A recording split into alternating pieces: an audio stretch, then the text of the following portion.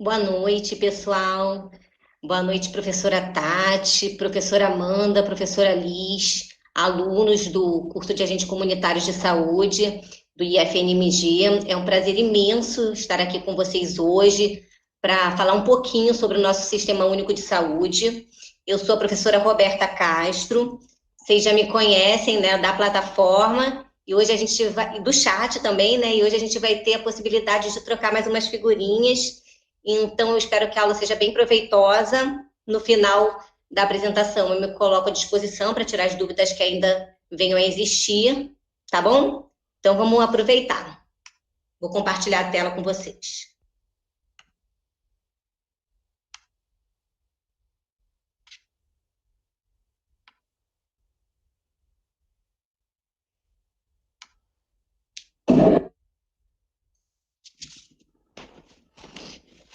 Bem, pessoal, para a gente começar a falar do Sistema Único de Saúde, é importante a gente voltar lá atrás na nossa história, tá? E conhecer um pouquinho dela. Eu trouxe para vocês alguns marcos importantes para a construção do SUS. Então, conhecer a história do SUS não é besteira, é muito importante porque a gente vai conseguir entender os gargalos que ainda persistem. A gente vai voltar lá para 1500, na época do descobrimento do Brasil. Nessa época, o Brasil era povoado por índios. Os índios não estavam adaptados à doença que os portugueses trouxeram da Europa. Então, todas as doenças eram tratadas com recurso da terra, das plantas, mas aqui eles começaram a introduzir novas doenças. Então, houveram mudanças no cenário de saúde do Brasil, que eles não estavam preparados para isso. Até que em 1808, com a chegada da família real ao Brasil, houve uma demanda por maior infraestrutura de saúde, justamente para atender às necessidades da família real, né? E isso viabilizou a implantação dos cursos universitários, como os de medicina, e para não ter que trazer médico de outros lugares, deu início à formação de médicos no próprio Brasil. Tá? Então, até 1850, o que a gente tem de saúde pública no Brasil? As atividades de saúde pública estavam muito limitadas, basicamente ao estabelecimento de um controle sanitário mínimo, o controle de navios e saúde dos portos, a carência de profissionais médicos, e aí eu encontrei um dado que eu achei bem interessante, que em 1789 só existiam 4 médicos exercendo a profissão no Brasil. Tinham outros estados brasileiros que não tinham nenhum médico atuando. Ainda em 1850, a gente tinha a inexistência de uma assistência médica estruturada que fez com que proliferasse pelo país os boticários. Boticários são os que a gente chama hoje em dia de farmacêuticos, né? São os farmacêuticos da época. A eles cabia manipularem as fórmulas que eram prescritas pelos médicos. Mas, na verdade, como não tinha muitos médicos, eles acabavam dominando, né, a situação, e que é um fato que, por incrível que pareça, persiste até hoje. Bem, então apenas quem tinha recurso financeiro tinha acesso aos serviços de saúde. E os demais, gente, o que acontecia? Os demais tinham que contar com a caridade e com a vinculação religiosa das Santa Casas. Não tinha outra opção. Aí a gente chega em 1889, que é o ano da proclamação da República. Né? Foi o ano que se iniciou de forma incipiente um processo de urbanização, modernização das cidades, mas não existia um modelo sanitário para o país. Então a cidade foi crescendo, foi se desenvolvendo, mas ficou à mercê das epidemias. Com todo esse crescimento, ficou mais exposta ainda às doenças. No início do século XX, o Rio de Janeiro apresentava um quadro sanitário caótico, presença de diversas doenças graves que acometiam a população, como a varíola, a malária, a febre amarela, posteriormente até a peste. E acabou gerando sérias consequências, tanto para a saúde coletiva quanto para outros setores, como do comércio exterior. Porque os navios estrangeiros eles não estavam querendo mais atracar no Porto do Rio de Janeiro, por conta da situação sanitária existente na cidade. E aí foi nesse momento que Oswaldo Cruz, famoso Oswaldo Cruz, né, da nossa Fundação Oswaldo Cruz, que eu tenho o prazer de trabalhar, ele foi nomeado como diretor do Departamento de Saúde Pública, objetivando o quê? Erradicar a epidemia de febre amarela da cidade do Rio de Janeiro. Só que Oswaldo Cruz ele se perdeu no meio do caminho. Ele criou um verdadeiro exército, com mais de milhares de pessoas, que passaram a exercer as atividades de desinfecção do combate ao mosquito, vetor da febre amarela, de uma forma muito conturbada. Na verdade, ele fez uma proposta de lei que obrigava a vacinação na população. Então, agora a vacinação era obrigatória. Ele exigia comprovante de vacinação para realizar matrícula nas escolas das crianças, para obter emprego, para viajar, né? E aí, ele também previu o pagamento de multas para quem resistisse à vacinação. Então, essa forma como o processo foi conduzido por Oswaldo Cruz, apesar dele ter excelentes intenções, foi entendido como muito arbitrário, como despótico e como uma violação aos direitos civis e constitucionais.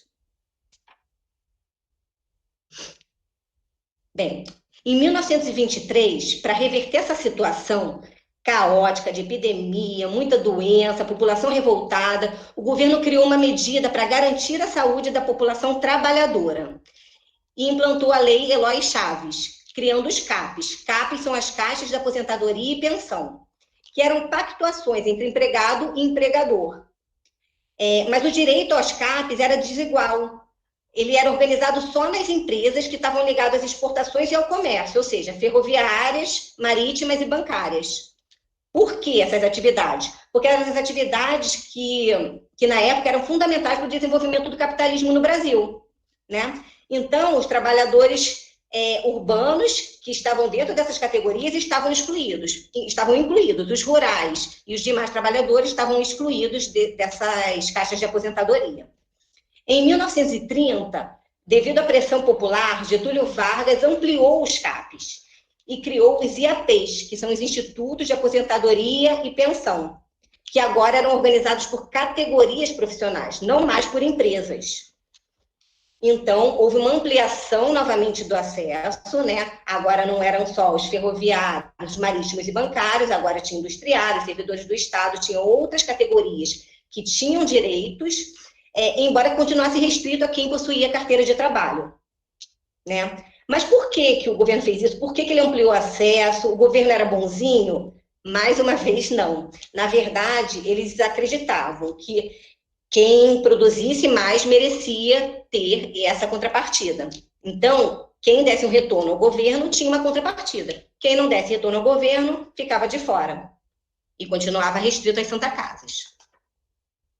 Bem, e aí a gente chega em 1940 até 1964, um período bem complicado, marcado pela ditadura militar, de repressão, violência. Nesse período, houve a unificação dos IAPs, com a Lei Orgânica da Previdência Social. Visou ampliar o sistema, tornar ele mais abrangente novamente, mas, mais uma vez, excluía trabalhadores rurais, empregados domésticos e funcionários públicos. Em 43, vem a consolidação das leis trabalhistas por Getúlio Vargas, que trouxe também direitos voltados à saúde, mas ainda muito vinculados ao viés da produtividade. Em 53, criamos o Ministério da Saúde, que foi a primeira vez que houve um ministério dedicado exclusivamente à criação de políticas de saúde. O foco dele era principalmente no atendimento da zona rural, já que nas cidades a saúde era privilégio de quem tinha carteira assinada. Então, começou a incluir a população rural. Em 67, criou-se o INPS, o Instituto Nacional da Previdência Social, que foi a união de todos os órgãos previdenciários que funcionavam desde 1930, visando melhorar o atendimento médico. E aí o INPS ele consolida esse componente assistencial, com uma opção de compra de serviços assistenciais do setor privado. Então, ele concretiza o modelo assistencial hospitalocêntrico, curativista, médico-centrado, que vai ter uma presença marcante no SUS.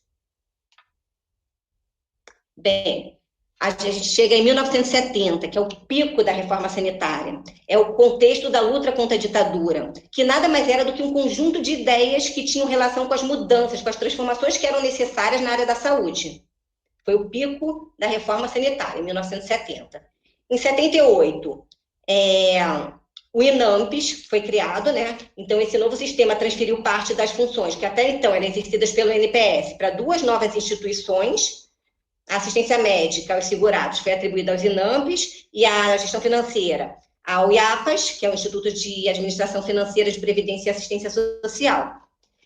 E, em 1988, realiza-se a 8ª Conferência de Saúde, que vocês tanto perguntaram no chat, né, que foi um grande marco, né, da saúde pública. Teve uma intensa participação social e ocorreu logo no final da ditadura, consagrando a concepção ampliada de saúde, o princípio da saúde como direito universal, como dever do Estado.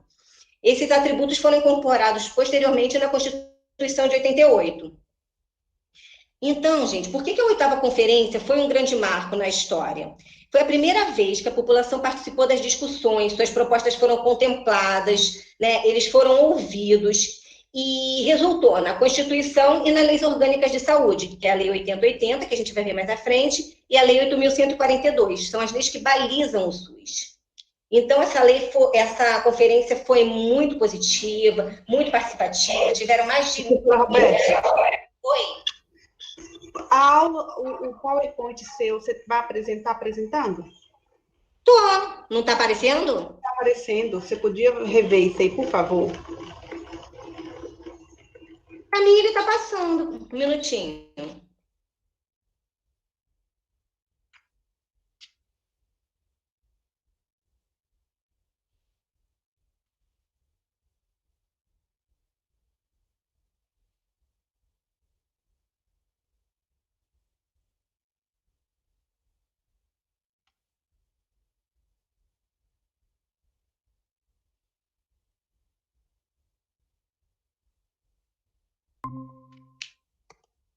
Agora tá? Tá abrindo. Isso. Tá ótimo. Ok, gente. Bem, então a gente estava falando da 8ª Conferência de Saúde, que foi um marco muito participativa, né? Foi uma referência para a criação do SUS. E, finalmente, em 88, foi aprovada a Constituição Cidadã, que estabelece a saúde como direito de todos e dever do Estado. Certo, gente? Então, eu fiz esse rápido histórico para a gente entender a importância que esses marcos tiveram na construção do SUS. Tá? Até o final da década de 80, os direitos sociais estavam restritos à vinculação ao sistema previdenciário. Tá? Então, só era cidadão quem pertencia à categoria ocupacional reconhecida pelo Estado, quem contribuía para a Previdência Social. A extensão da cidadania se fazia mediante essa vinculação profissional. Não era pelo simples reconhecimento da pessoa, né, como membro da sociedade brasileira. Não bastava ser brasileiro para gozar dos direitos da cidadania, né? Era necessário ter uma carteira de trabalho assinada, contribuir financeiramente para a Previdência, e assim a pessoa teria os direitos, receberia os benefícios, né? Só aqueles que poderiam pagar por eles. Então, acabaram excluídos da cidadania todos aqueles cuja ocupação era desconhecida por lei. Trabalhadores rurais, os urbanos que não tinham as profissões regulamentadas.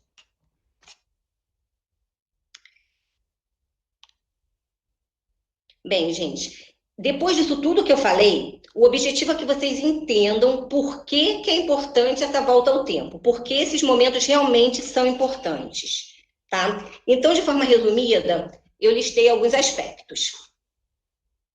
A lógica do processo evolutivo da saúde pública sempre obedeceu à ótica do avanço do capitalismo na sociedade brasileira, ou seja, a ordem econômica. Os trabalhadores tinham que ter saúde para produzir mais, tá? Não era nenhuma benesse, era para produzir mais. Outra coisa, a saúde nunca ocupou lugar central dentro da política do Estado brasileiro. Ela sempre foi deixada na periferia do sistema, tanto no que diz respeito à solução dos problemas de saúde, quanto na destinação dos recursos para o setor saúde. Então, só naqueles momentos que tinham endemias, epidemias, que tinha alguma repercussão econômica ou social, dentro do modelo capitalista proposto, é que passavam a fazer parte da atenção do Estado. As ações de saúde propostas pelo governo sempre procuravam incorporar os problemas de saúde que atingiam grupos sociais importantes na região socioeconômica, que fossem também igualmente importantes dentro da estrutura social vigente. Então, a assistência era restrita. A conquista dos direitos sociais tem sido resultado de muita luta, de reivindicação dos trabalhadores brasileiros, e nunca uma dádiva do Estado. Então, a gente teve que lutar muito para conseguir o que a gente tem hoje.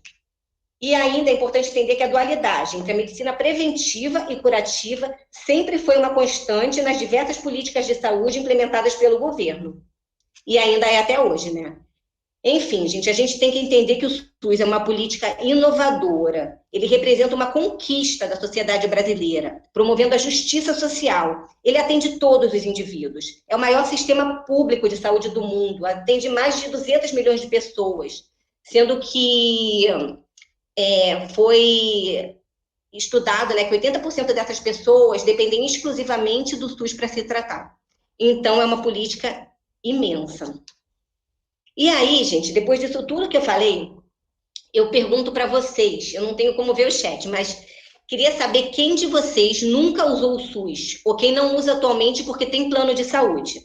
Depois a Liz vai me dizer quantos de vocês mais ou menos falaram.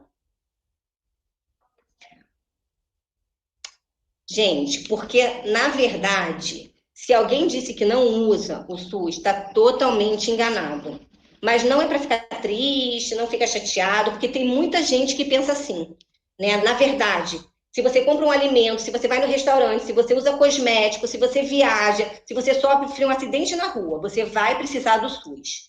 Então, as ações do SUS são inúmeras, são diversas, e englobam desde controle de qualidade de água que chega na sua casa, fiscalização de alimentos pela vigilância sanitária, as vendas de medicamentos genéricos, campanha de vacinação, doação de sangue, além dos procedimentos de média e alta complexidade, que vai até a questão dos transplantes, da quimioterapia. Então, o SUS é muito amplo. É impossível alguém não utilizar o SUS.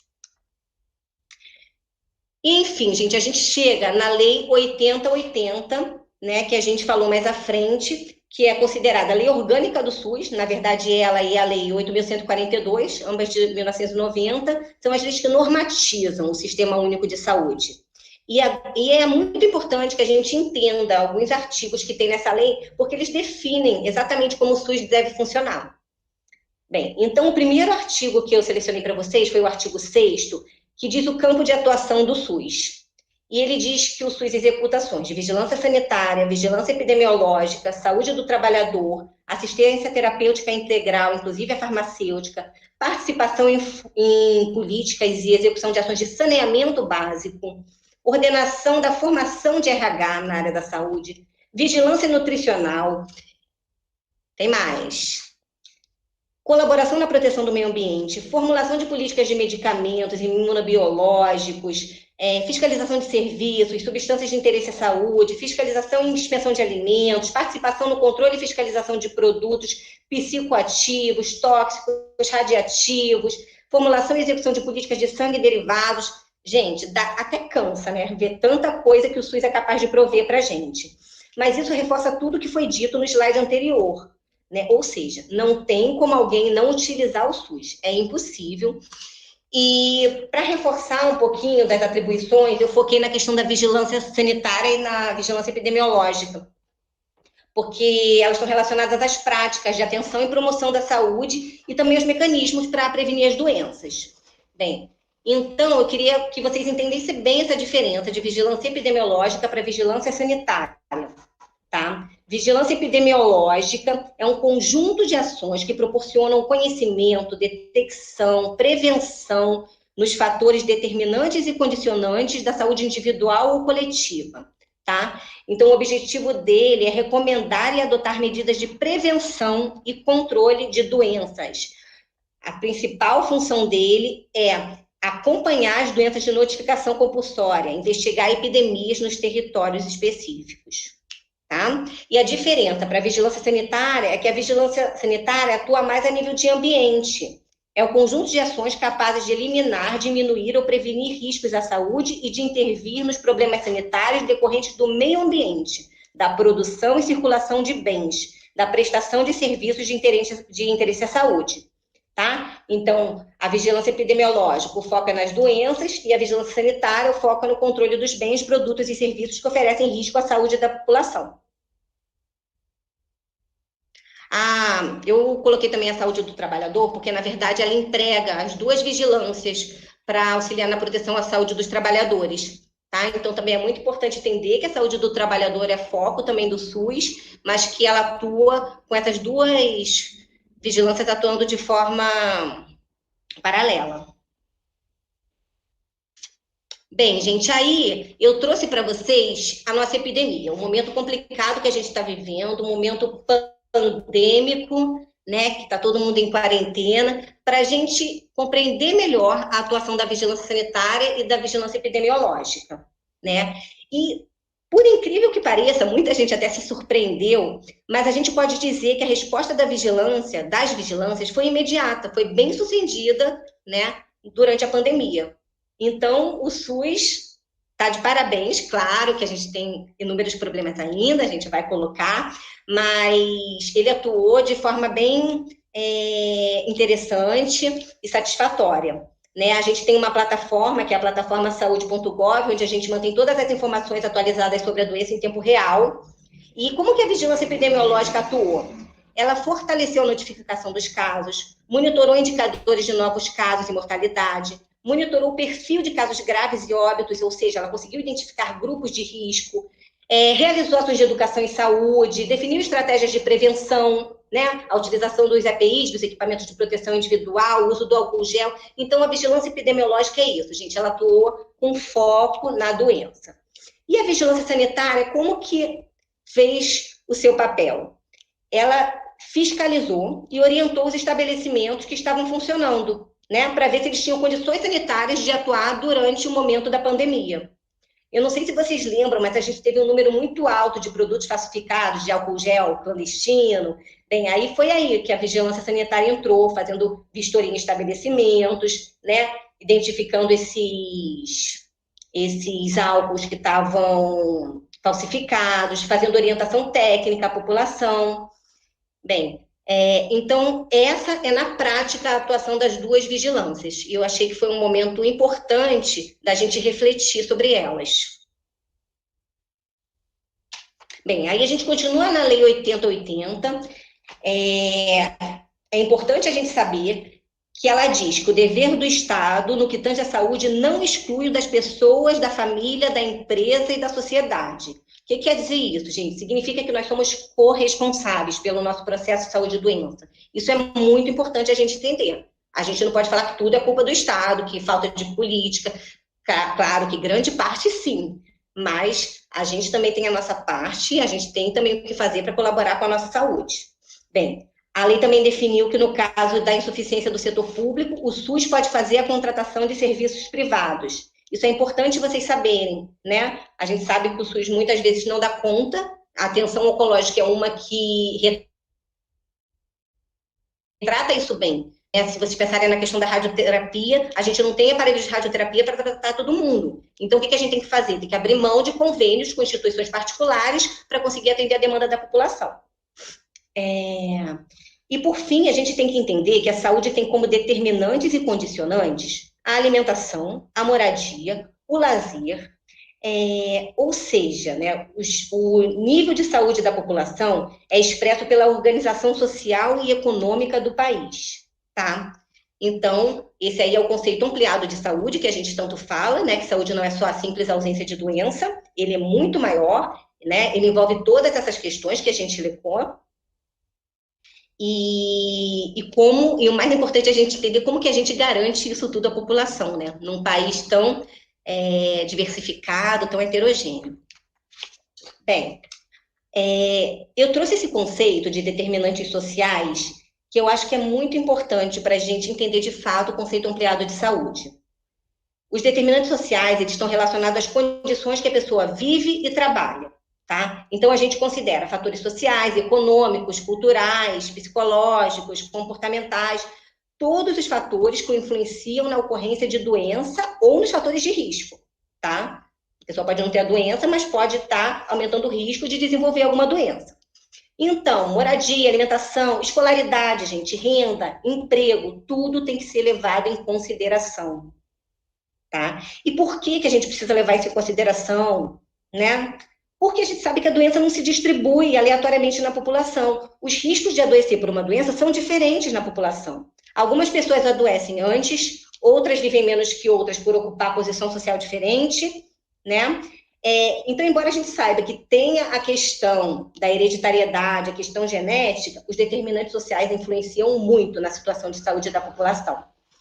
Bem, aí a gente pode pensar que é importante fazer dieta e exercício, por exemplo. Aí vocês vão falar, Roberta, você tá doida, né? Tem uma parte da população que não tem condição de comer melhor, de fazer exercício.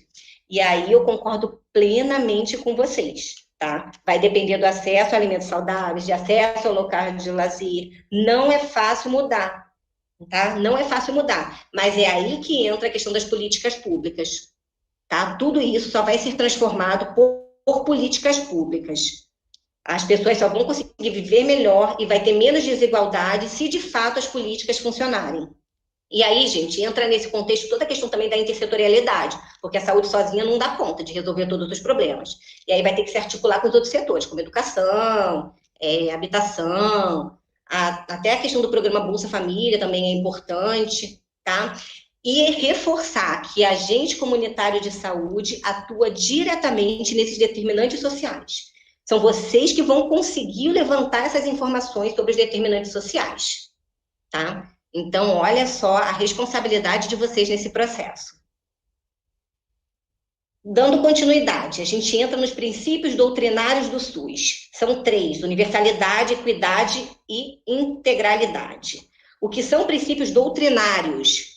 Doutrinários são um conjunto de normas, são leis, né? Ou seja, na verdade, são a base do sistema. Todas as normas, leis, projetos têm que se basear nessa doutrina, nesses princípios, tá?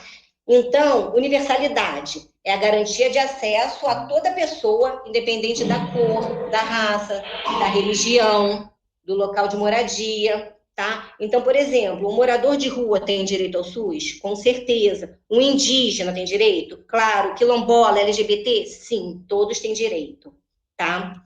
Equidade. Cada população tem suas especificidades e devem ser tratadas de forma específica, ou seja, a equidade trata os desiguais de forma desigual.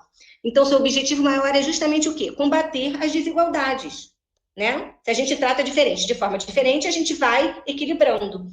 Exemplo, pessoa acamada, não consegue ir no posto de saúde, vai conseguir um atendimento, deveria pelo menos, né? Um atendimento de atenção domiciliar. Eu, Roberta, que estou bem, vou conseguir? Não, isso é equidade. Integralidade. Não se pode ver o indivíduo por partes, ele tem que ser visto como um todo, tá? Então, vai desde prevenir até tratar, vai de ser atendido desde a atenção primária até o nível terciário. Tem a ver também com a articulação intersetorial, tá? Então, é um olhar do indivíduo como um todo, todas as suas necessidades. Então, a gente viu os princípios doutrinários, né, que são aqueles que têm que estar em todas as normas do SUS, e agora a gente vê os organizativos, que são a regionalização e a hierarquização, a resolubilidade, a descentralização e a participação da comunidade. Bem, esses princípios organizativos são as diretrizes do SUS, ou seja, eles visam concretizar o SUS na prática do dia a dia, da rotina de trabalho do SUS. Então, o primeiro é a regionalização e a hierarquização. Esses princípios possuem relação com a localização geográfica, ou seja, a gente deve organizar os serviços por níveis de complexidade, de forma que a atenção primária cubra 80%, né, a média complexidade 15% e a alta complexidade 5%. Gente, esses percentuais a gente não tira da cabeça, tudo foi muito estudado, não é baseado em achismo, tá? Mas os estudos realizados dizem isso, dizem que a atenção primária é capaz de cobrir 80% das demandas, a média 15% e a alta 5%. Então, o nível tecnológico mais complexo, aquele que fica lá no topo da pirâmide, ele é o que tem uma menor demanda, certo? Então, significa, por exemplo, que eu não preciso ter um serviço de neurocirurgia em todo o município. Preciso? Não preciso, eu não tenho demanda para isso. Mas, com certeza, eu preciso ter uma atenção primária para atender as demandas da população. Então, tem que ficar claro, gente, que regionalizar e hierarquizar é organizar a rede e disponibilizar os serviços de acordo com as necessidades da população. Bem, o segundo princípio é o da resolubilidade, que nada mais é do que a capacidade de resolver o problema do paciente. É evitar que aquele paciente fique indo para lá e para cá na rede e não consegue ter seu problema resolvido, tá? É encaminhar o paciente para o nível de atenção certo, para o serviço certo. Descentralização com direção única, gente. O que é isso? Significa que cada ente federativo, o que é ente federativo? Estado, município e União. Cada um deles possui funções diferentes. Cada um precisa exercer o seu papel na rede. Se cada um fizer a sua parte, tudo vai dar certo.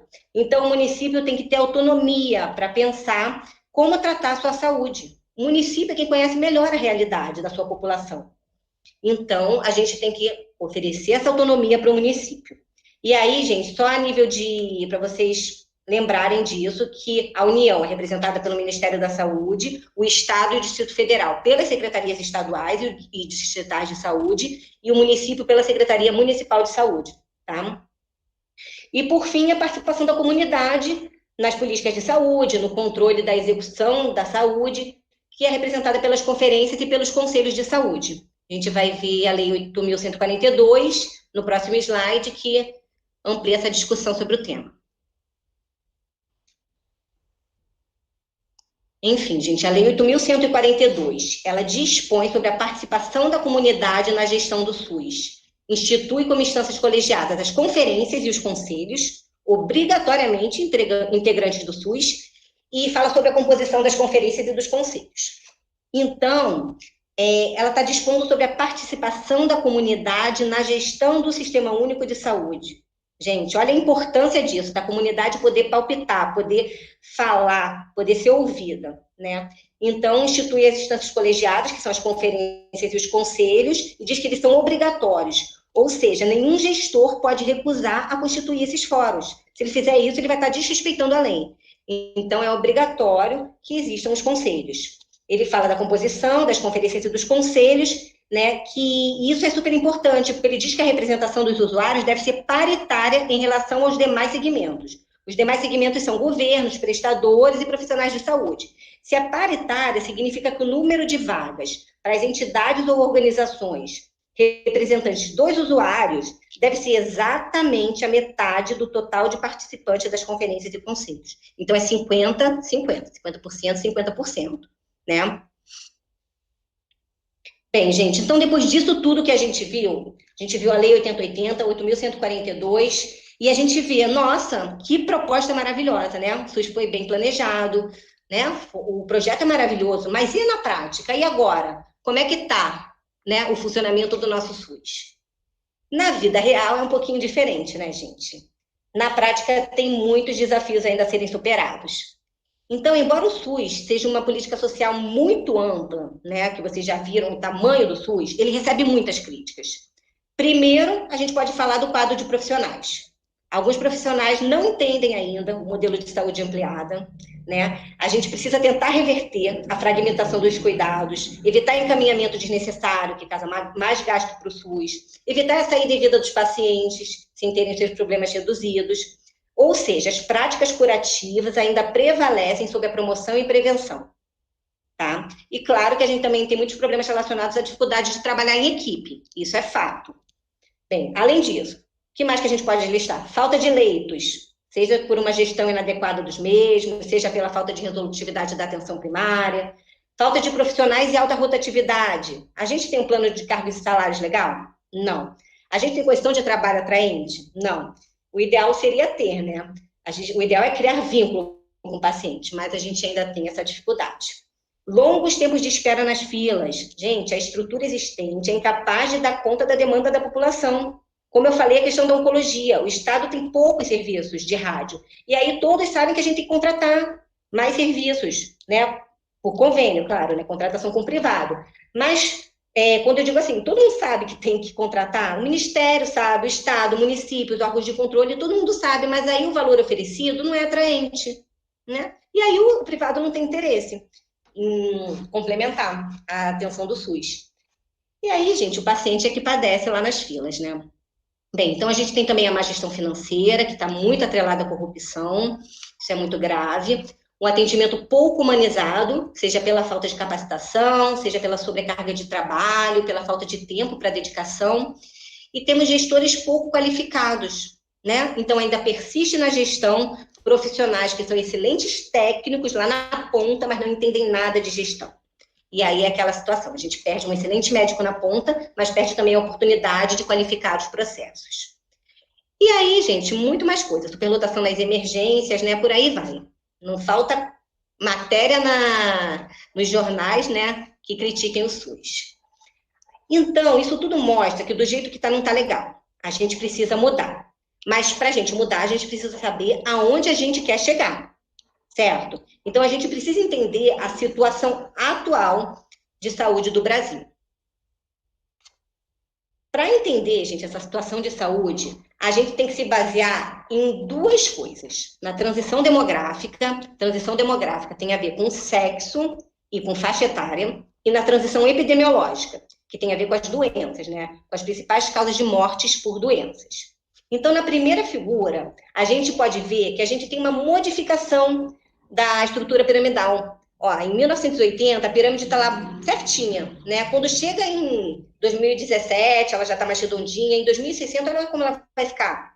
Quase um retângulo, né? O que significa isso, gente? Significa que a população está envelhecendo. Essa base, que era imensa em 1980, não existe mais, né? O número de filhos tá menor, né? As mulheres estão priorizando o trabalho, as realizações profissionais. A gente teve também programas de controle de qualidade, a expectativa de vida aumentou por ações de prevenção e promoção de saúde. Então, a população está envelhecendo, isso é fato. E isso também se relaciona diretamente com a situação epidemiológica, que é o gráfico que a gente vê do lado. Porque ao longo da história, a gente teve predomínio de doenças infecto-contagiosas e carenciais. No caso das desnutrições, a hipovitaminoses. Mas hoje a gente tem o que a gente chama de tripla carga de doença. O que é isso? Significa que a gente ainda tem doença infecto-contagiosa, né? Em menor frequência, mas a gente tem. Mas a gente tem uma agenda, então, não concluída de infecções. A gente tem predominância de doenças crônicas, como câncer e doenças do aparelho circulatório, né? Além dos fatores de risco deles também, que aí a gente pode elencar tabagismo, sobrepeso, uso de drogas, alimentação inadequada, e a gente ainda tem o terceiro tópico, que é o crescimento da violência e das causas externas. Então, hoje em dia, a gente tem a prevalência de doenças crônicas. E essas doenças crônicas, elas permanecem no indivíduo meses, anos, né? Não são iguais às situações agudas, que você chega lá e trata. Não, você tem que acompanhar o paciente ao longo do tempo. Então, esse sistema tem que atuar baseado nesse perfil de adoecimento da população. Não existe outra forma. Então, fica claro que o problema crítico que permaneceu muito tempo e que ainda existe no SUS é a incoerência entre uma situação de saúde que combina transição demográfica acelerada e tripla carga de doença, com forte predominância de doenças crônicas e um sistema fragmentado de saúde, voltado para as condições agudas e agudizações de condições crônicas. Eu peguei isso do professor Mendes, é um autor muito conhecido na área da saúde pública. E ele está certíssimo, gente. A gente não pode trabalhar de forma fragmentada se a nossa situação de saúde mudou, né? Agora a gente tem que atender as doenças crônicas, elas são as mais incidentes na população. E como que a gente resolveria isso? A única forma de resolver isso é restabelecer a coerência entre a situação de saúde com transição demográfica acelerada e tripla carga de doença, com predomínio relativo forte de condições crônicas e um sistema integrado de saúde, voltado para a atenção às condições agudas e crônicas, que exija a implantação das redes de atenção à saúde. Então, a gente chega aonde a gente queria, né, gente? Que são as famosas RAIs, as redes de atenção à saúde, que é justamente a inversão daquele modelo fragmentado para um modelo integrado. Bem, eu trouxe a figura proposta por outro autor, que é o Eugênio Vilaça Mendes, que ele demonstra essa figura da pirâmide como um sistema a forma como o SUS estava atuando. E na outra figura, a forma como nós deveríamos atuar para resolver os problemas de saúde da população. Então, na pirâmide, os sistemas não falam entre si, eles não dialogam.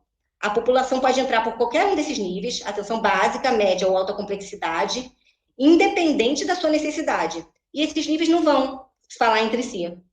Tá? Então, não se consegue sequer identificar a trajetória do paciente para resolver o problema de saúde. É um sistema que é mais caro, é desorganizado, as filas acabam ficando maiores, porque ele não tem resolutividade, ele não é resolutivo. E muito menos cria-se algum vínculo com a população.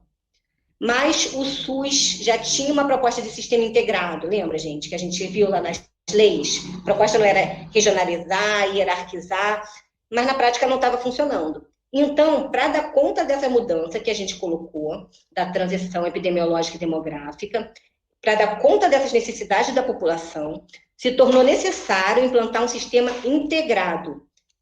Esse sistema integrado teria atenção primária no centro, coordenando todo o sistema de saúde. Bem, então a gente pode verificar que as setas são bidirecionais, o sistema agora se fala, né? Significa que existe um fluxo e um contrafluxo, e que o paciente é acompanhado de fato.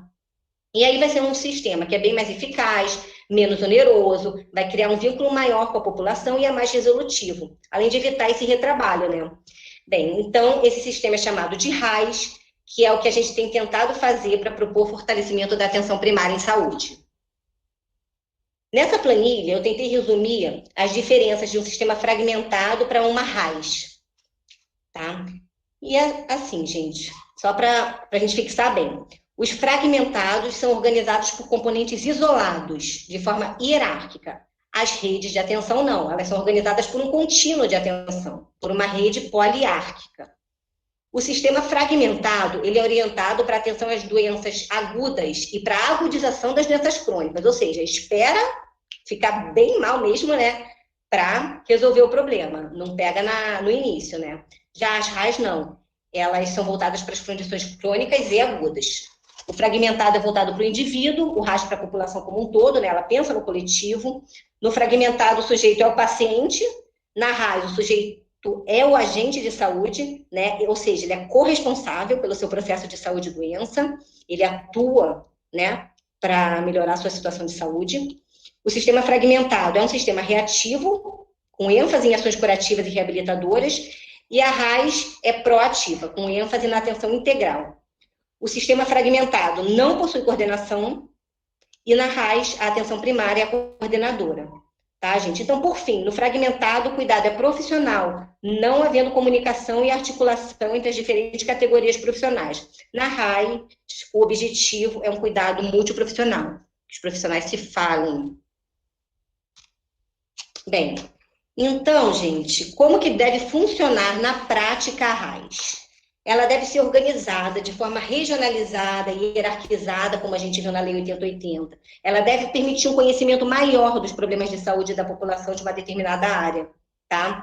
Ela tem que englobar ações de vigilância epidemiológica e sanitária, controle de vetores, educação em saúde, atendimento ambulatorial hospitalar, ou seja, tem que conseguir atender todas as demandas da população nos diferentes níveis de atenção.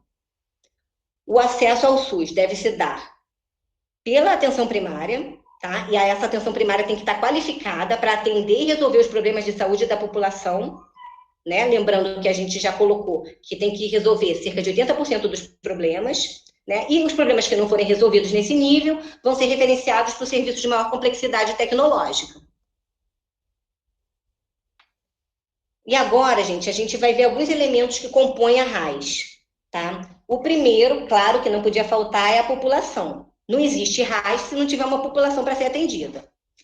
Então, espera-se que a população seja adscrita, que nada mais é do que a população que está presente no território da unidade básica de saúde, tá? Então, você ter uma população adscrita significa que você tem uma população vinculada, né, uma população cadastrada, acompanhada. Isso visa estimular o desenvolvimento da relação de vínculo e de responsabilização entre a equipe e a população. Então, as redes de atenção, além de serem geográficas, gente, elas têm um componente muito importante que é a questão da humanização. Elas são humanizadas. Elas visam garantir a continuidade das ações de saúde e a longitudinalidade do cuidado. Isso é o processo que a gente chama de territorialização, que é a demarcação dessas áreas, né, de atuação das equipes da saúde da família. Então, esse é um conceito também muito importante, que é o de territorialização, né, que é o vínculo dessa população adscrita à equipe do saúde da família. Então, gente, reforçando, o primeiro nível do sistema será capaz de atender e resolver, né, 80% dos casos, mas para isso ele precisa conhecer o perfil epidemiológico da população, né? Se forem definidas intervenções voltadas para esses problemas identificados, Se os recursos necessários forem disponibilizados, né? Se os serviços estiverem organizados e equipados corretamente, a gente consegue, sim, dar conta. Caso contrário, é inviável. Então, esse processo de territorialização é realizado, mais uma vez, por agentes comunitários de saúde. Mais uma vez, reforçando a importância dos agentes comunitários de saúde para o reconhecimento das reais necessidades da população, tá? Eles quem visualizam essas necessidades, eles que visualizam as barreiras de acesso, eles é que identificam as principais demandas da população. Então, esse conhecimento da população, gente, envolve um processo muito complexo, estruturado, são vários os momentos, né, para a gente conseguir conhecer bem uma população, vai desde a questão da territorialização, do cadastramento das famílias, das classificações por grupos de risco, né, da identificação de situações de saúde mais complexa, enfim, conhecer a saúde da população é o primeiro elemento da RAIS. Se a gente não conhece a saúde, a gente não vai ser efetivo nunca, né? O segundo elemento da RAIS é a estrutura operacional da rede, né? Então, a gente precisa ter uma rede operacionalizada para dar conta dessas demandas. Ela é composta por 5 componentes. O primeiro, que a gente já colocou, que é a atenção básica, como a atenção primária, como centro de comunicação e coordenador das RAIS, tá? Isso é fundamental. O segundo são os pontos de atenção secundária e terciária, tá? Não adianta ter atenção primária se a gente não tem para onde referenciar e depois também se não tem para onde voltar. Então, a gente precisa ter esses 3 níveis bem organizados. O terceiro é o sistema de apoio diagnóstico e terapêutico, né? Que aí envolve a questão da medicina nuclear, diagnóstico por imagem, patologia clínica, né? Todo o serviço de apoio diagnóstico. O quarto componente são os sistemas logísticos, e aí quando a gente fala em sistema logístico, a gente está falando de tecnologia de informação e também da questão de fluxo e contrafluxo de informação e de pessoas, de produtos, tá? Não é só do prontuário, não é só da pessoa que precisa acessar um serviço e não tem ambulância, é tudo isso que está englobado nessa questão do sistema logístico, tá? Inclusive fazer com que um sangue chegue até algum lugar, né? Enfim, é toda essa estrutura que dê conta da logística da rede. E o quinto elemento, que é super importante, é a governança, né, gente? A governança tem que ser transversal, tem que integrar toda a rede de atenção à saúde, senão as questões não são organizadas. E o terceiro elemento da rede de atenção é o modelo de atenção à saúde dirigido para o manejo das condições crônicas, que nada mais é do que a gente acabou de falar mais à frente, que é respeitar a transição demográfica e epidemiológica do país. Então, se a gente tiver esses 3 aspectos, a gente consegue, enfim, montar uma rede de atenção à saúde que dê conta das demandas da população. Então, a gente já viu que uma RAIS que funciona bem precisa ter atenção primária como núcleo, como coordenadora da rede. E para a atenção primária conseguir ser esse núcleo, ela precisa ter alguns atributos, colocar em prática alguns atributos. O primeiro atributo é o primeiro contato com o paciente, ou seja, a gente quer que a porta de entrada resolva 80% dos problemas da população, então tem que ter acesso facilitado, tem que criar vínculo. Não adianta a gente ter uma atenção primária que funciona de 8 às 16, que é o horário que o pessoal está trabalhando, porque aí eles vão lá na emergência para ter as suas demandas atendidas. Não tem jeito, entendeu? A gente tem que facilitar o acesso. Outro atributo é a longitudinalidade, que o objetivo dela é acompanhar os sujeitos ao longo do tempo, né, no transcorrer da vida, ou seja, criar um vínculo, trazer segurança para o paciente, nos diferentes ciclos de vida dele, ou seja, de criança para adolescente, para adulto, para idoso, e aí articulando as ações de promoção, prevenção, tratamento, ok? Integralidade, que a gente já falou, que é ver o indivíduo como um todo. Coordenação, que é coordenar todo o encaminhamento, fluxo e contrafluxo para atenção especializada, né? Não adianta ele atender, fazer a parte dele, mas não mandar para os outros níveis e não acompanhar o retorno do paciente. Aí também não adianta. Focalização na família, que significa inserir todos os membros da família na atenção à saúde, né? Ou seja, a gente precisa reconhecer o contexto familiar, saber o comportamento, as crenças, o tamanho da família, os recursos que a família possui, isso é fundamental. A orientação comunitária, que é a territorialização, né? Entendendo que o sujeito dentro da família tem um perfil, mas ele dentro da comunidade tem outro. Então, a gente tem que conhecer a comunidade para a gente identificar os riscos, as dificuldades, os problemas existentes naquela comunidade. E, por fim, a atenção primária precisa ter competência cultural, que é reconhecer as características éticas, raciais, culturais da comunidade, respeitá-las, né, sem preconceito. Bem, gente, então, a gente está quase finalizando. Eu queria reforçar para vocês a importância da leitura da Portaria 2488, de 2011, que aprova a Política Nacional de Atenção à Saúde, tá?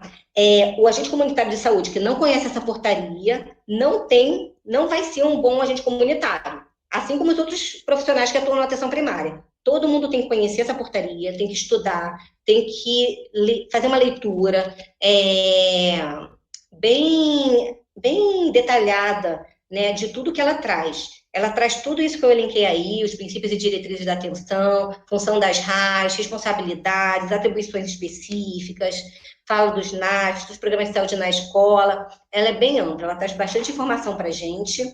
E dentro dessa portaria também tem as atribuições dos agentes comunitários. Sempre que tem algum chat, né, alguma oportunidade, vocês perguntam, e aí, o que o agente comunitário vai fazer? Gente, ele vai fazer muita coisa, não é pouca coisa, não. Essas 6 que eu listei aqui, trabalhar com a descrição de famílias, cadastrar a família, orientar a família, realizar atividades programadas, fazer visita domiciliar, desenvolver ações intersetoriais, e tem mais. Ele faz muita coisa, é uma gama de ações imensas, tá? Mas é importante que vocês vejam essa quantidade de coisas e principalmente a importância das atribuições do agente comunitário, tá? Então, é uma profissão de muita responsabilidade. Muita responsabilidade. Por outro lado, quando vocês lerem com calma, vocês vão ver que é fundamental para a implantação da RAS, tá? O agente comunitário tem um papel importantíssimo nessa configuração das redes de atenção à saúde. Bem, gente, então era mais ou menos isso que eu queria falar para vocês. Eu espero que vocês tenham gostado, né, que eu tenha conseguido trazer algumas questões que vocês estavam com dúvidas no chat. Eu tentei, pelo menos, trazer. E, para finalizar, eu trouxe o relato do médico Nelson Rodrigues sobre o enfrentamento da pandemia, para a gente refletir um pouquinho. O Nelson Rodrigues tem 84 anos, ele foi um dos criadores do SUS. Ele afirmou numa entrevista do Jornal Globo que o sistema era invisível até a pandemia do novo coronavírus e que sobreviveu por causa do comprometimento de profissionais de saúde e recursos de estados e municípios. Segundo o Nelson, de março para cá, o Brasil inteiro olhou para o SUS de uma maneira que nunca tinha enxergado antes. Antes da pandemia, o SUS estava invisível e se tornou visível agora por causa dessa energia, da solidariedade dos profissionais de saúde. Quando a pandemia estiver mais controlada, é o momento do SUS passar a ser muito mais respeitado pelas autoridades federais e de governo finalmente valorizar e colocar mais dinheiro no SUS. Enfim, gente, é para a gente refletir. Eu espero que isso de fato aconteça. O SUS surpreendeu, né? Apesar do cenário caótico que a gente está vivenciando. Podia ser muito pior, né? Então a gente está conseguindo superar isso. E é assim mesmo, só diante das calamidades é que a gente vê realmente as forças que a gente tem e quanto ainda precisamos melhorar, tá bom? Então, obrigada, pessoal, e eu me coloco à disposição para conversar com vocês, tirar dúvidas sobre as atividades, o que for preciso.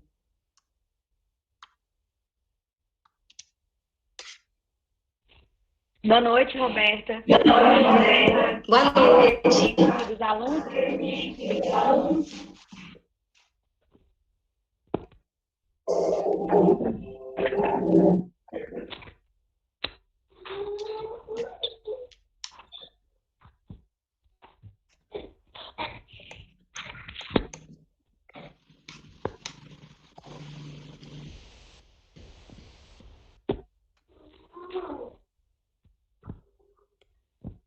Tá dando para me ouvir, Roberta? Estou ouvindo, Liz. Vou começar primeiro com uma pergunta aqui de um aluno, que ele perguntou que você falou qual a portaria que é bom para eles estudarem. Oi? Não entendi, Liz, desculpa. Você falou por uma portaria que todo agente comunitário de saúde deveria ler. E esse aluno Isso. ele está perguntando... Ah, tá. Eu vou colocar... Entendi. É a portaria que fala sobre a implantação da Política Nacional de Atenção Básica, é a 2488 de 2011.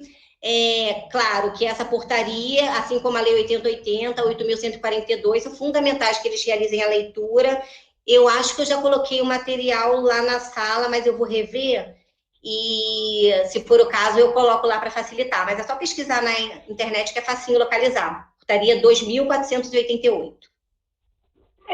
Sobre a pergunta que você fez aos alunos sobre se eles não usam ou utilizam o Sistema Único de Saúde, foi unânime a resposta que utilizam o SUS, e eu fiquei muito surpreendida que muitas pessoas falaram que estão pelo SUS. E hoje é muito difícil a gente escutar de alguém que é grato pelo SUS. Por isso eu me surpreendi e gostei dessas respostas.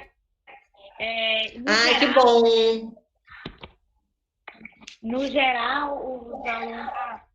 Antes que eu me esqueça, uma aluna também, inclusive é aluna do meu polo, Cíntia, ela falou que o curso ajudou ela demais, ou ela vai ter que prestar outro concurso, e o curso que ela fez de comunitário de saúde tem ajudado ela muito. Isso é bacana.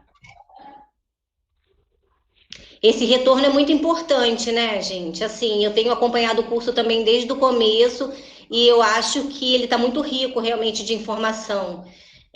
As informações trazidas vão ser muito importantes, até a nível de concurso, se mais lá para frente eles pensarem em prestar.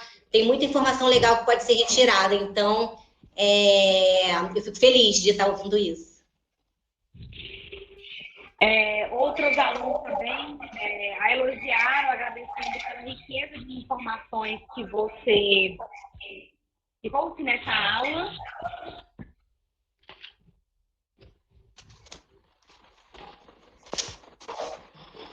Outros alunos também, que eu gostaria que você falasse mais um pouco sobre o SUS na prática, é tudo muito bonito. E, minto, na teoria, é tudo muito bonito, muito bom. E na prática, não é isso que acontece.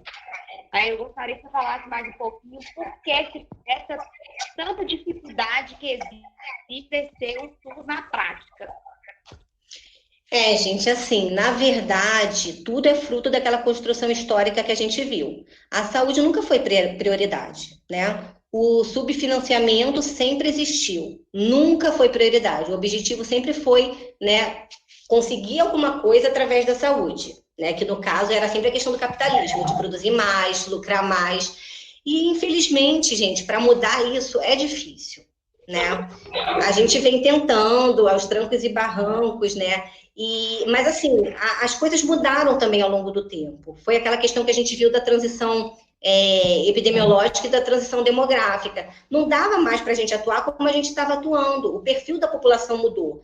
E a gente estava esbarrando sempre nesse erro, entendeu? De estar atuando sempre com a questão curativa, com a questão da agudização. Mas não é mais isso que a população precisa. Eles precisam que, de fato, a gente atue de forma contínua, né, em relação às doenças crônicas, que eles tenham um acompanhamento. A gente tem que evitar essa agudização. A gente não pode deixar uma pessoa que tem um problema cardíaco leve ir levando isso ao longo do tempo e chegar num momento e ter um infarto, entendeu?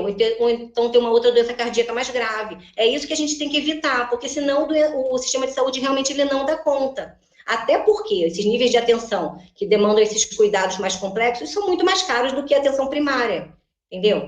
Então, essa que é a questão fundamental, gente, é a gente trabalhar baseado em informação. Se a gente sabe que o nosso perfil de necessidades, de saúde mudou, a gente tem que mudar também. E aí, também não é só falar que vai mudar. É difícil, é aquilo que eu costumo conversar assim, com alguns colegas. Portaria por si só não resolve nada, lei por si só não resolve nada. A gente tem que ter investimento, a gente tem que ter educação em saúde, né? São muitas ações que a gente tem que promover. Porque o SUS está dando nó em pingo d'água, os profissionais não são valorizados, né? São tantas questões, são tantos problemas, né? Que é até difícil, assim, pensar, será que de fato tem uma luz no túnel? Mas eu acho que essa pandemia veio até para a gente ficar assim mais feliz, para dar aquele gás na gente.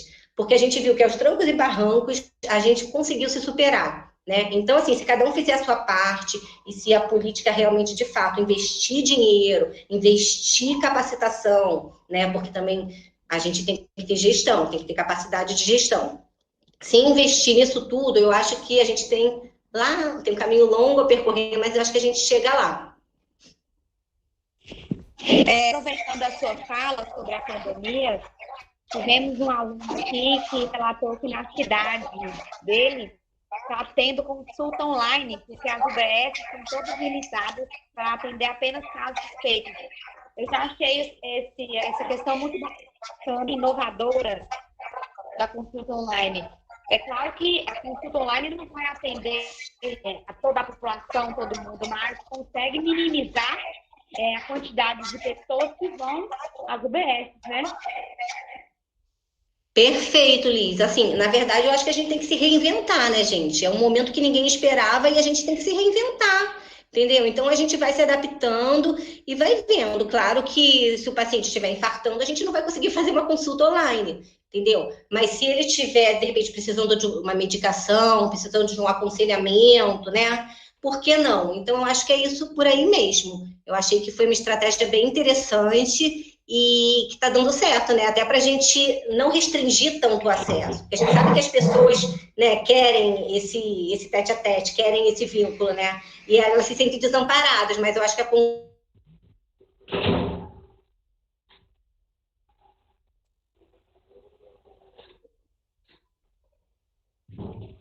Outro assunto, Roberta, o que você acha sobre a terceirização da saúde? O que eu acho? Isso. Gente, eu acho que esse aí é um tema bem complicado, né? Eu acho que tem algumas áreas, digamos assim, na saúde que não tem jeito, que não tem para onde correr. As áreas meio, né? Por exemplo, almoxarifado, compras, tem algumas áreas, limpeza, porque não deixa de ser, né? Os profissionais que atuam na saúde, eu acho que não tem muito para onde correr, até porque a gente não tem esses cargos, né, no serviço público. Mas eu acho que o investimento no funcionário público tinha que ser prioridade. Fazer uma política de cargos e salários, fazer uma política realmente efetiva de gestão de RH, né? Os profissionais de saúde, eles são deixados de lado, né? Eles não são valorizados.